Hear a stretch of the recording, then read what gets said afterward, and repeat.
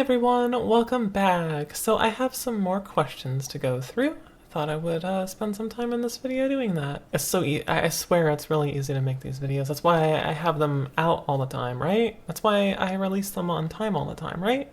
That's why they definitely don't take like months between and all that stuff to happen, right?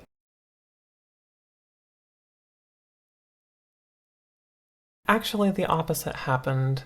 I lost weight, and I have yet to regain it despite trying. This is the thing that I thought would actually happen with where my hormone levels were after surgery, but that ended up not being the case. What seemed to actually happen was I lost a bunch more muscle mass when more fat redistribution happened. It's been a little bit since I did a video. That's 3 minutes of just nothing so far. Fun time. Well, I got a bunch of good B-roll of my anxiousness and video fumbles to, spice up the video with. So you're welcome. 6 minutes of lots of fumbles. That is finally it. Wow. Okay, next question. After 8 minutes.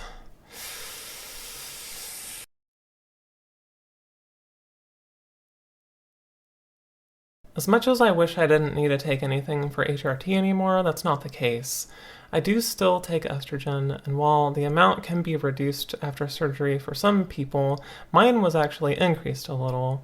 As for blockers, thankfully, I've never have to take them again, since the main source of testosterone has been eliminated. What people may not know is that even after surgery, you do still produce a much smaller amount of testosterone, which is actually a good thing. Everyone needs both hormones to some extent, and the amount that I still produce now is equivalent to a cis woman. I actually got through a whole thing!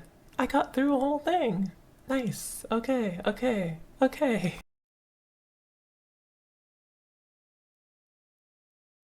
First off, it's much more effective.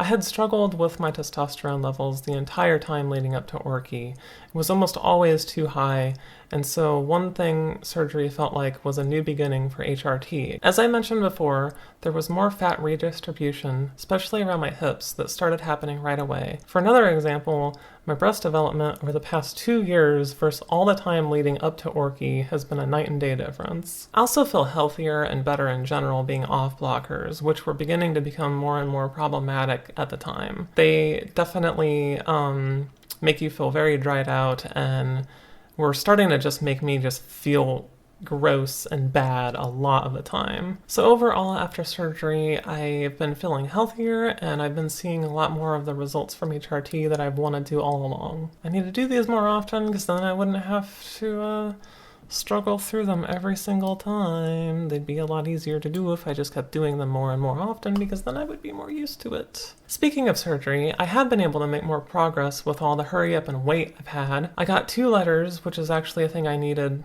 for Orchi as well, sent to the nurse that I'm in contact with for bottom surgery. They both have to be from a mental health professional, which thankfully for me has been fairly easy because I have seen a couple over the past few years. Now that that's done, I can finally progress to the next stage of hurry up and wait. Yay! Things are going to be sent to insurance, and we can see what they may or may not cover. However, in the meantime, I do feel like there's been progress made, which has been really nice. It's been very helpful. And electrolysis has been going okay so far as well, though that has not been very fun at all. Not even a little bit. Not even a little bit. Can I have my camera focus, please? Why are you not focusing? Stop it!